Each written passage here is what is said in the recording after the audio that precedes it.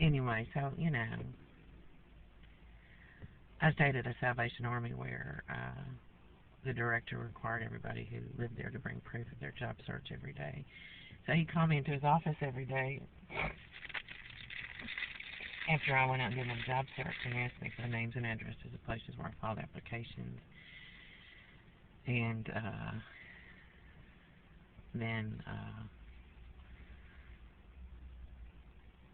I think it started out, it was kind of like contingency.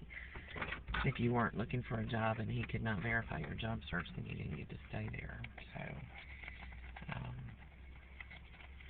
and you start getting into litigation and stuff like that, and people want to sue. You know, that's tough. Tough for people to deal with that.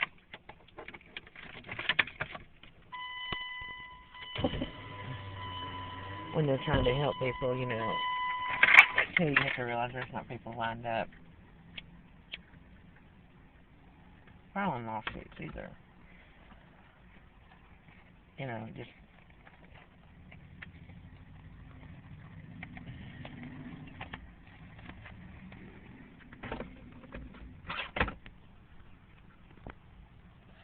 I think probably the best thing to do would be to get a church and just have like retired families volunteer to help, like one mother with 3 children, to basically be her mentor and volunteer to provide free child care and transport her to and from her job in exchange for proof that she was looking for a job,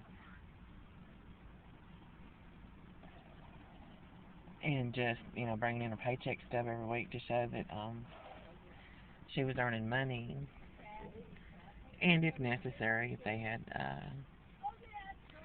a shelter at the church, to let her stay there, or to allow that family to let her live in their home. Random drug testing would have to be agreed to. You can buy little drug testing kits at Walmart. I think they're $15 or $20. And it would just be, citizens helping citizens.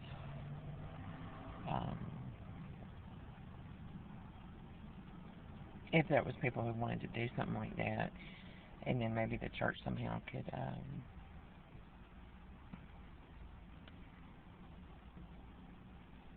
the church could somehow get a tax write-off out of it, or maybe the family could, or something like that.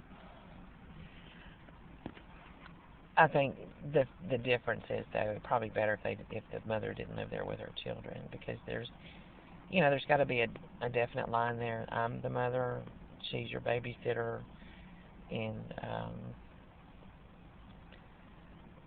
it's very intrusive to live in somebody's house, even if you're a very well-behaved person with no drug issues and nothing like that. Your home is your castle, and for somebody else to stay in your home that isn't a part of your family is a major inconvenience. It's not an inconvenience as in puts you out. You're still in your own home, but it's your personal space. Your house is where you live is,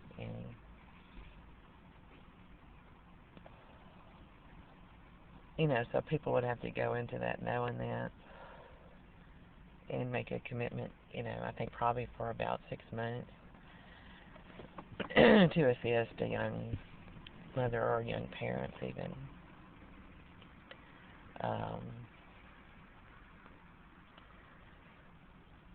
And, you're looking at could be all kinds of problems there if you did something like that.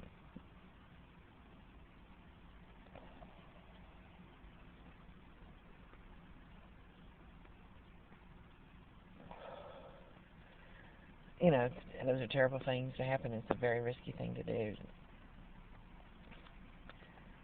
when people are taking advantage of other people and stuff.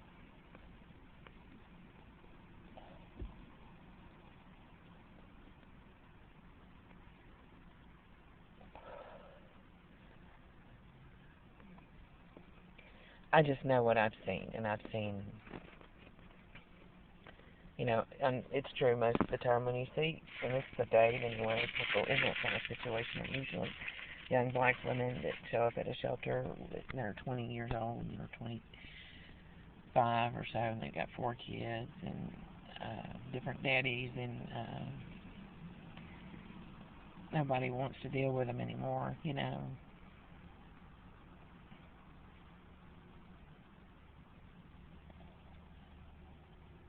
It's hard on them, it really is. It's a difficult situation for them to be in. So, but that's the number one thing they need: transportation and childcare. Transportation and childcare. Just help them with that. It'd do all kinds of stuff to make a difference for them.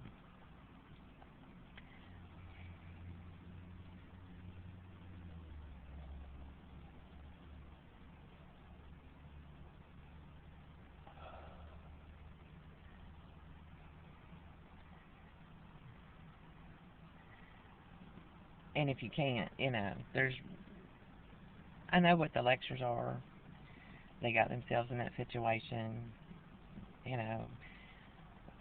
Well, you know, too bad. And I understand that. You know, take the hard line. Say, oh, well, you lose your kids.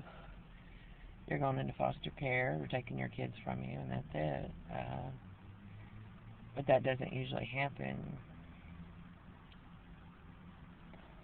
There was an article in the paper about a man that was living in a little trailer he had on the back of his truck with his daughter and her child. It was a few years ago. It was tough for him.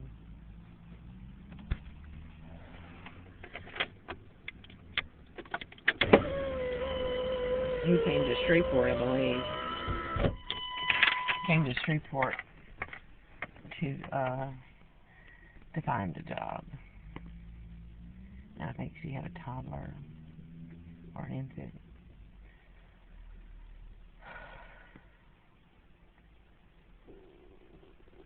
Oh, let's see, what time is it?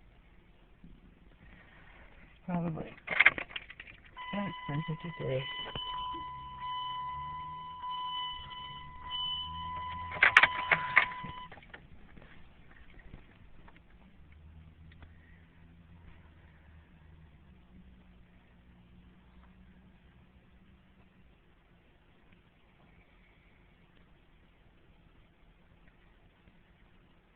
I might just take a nap if the library closes at 5.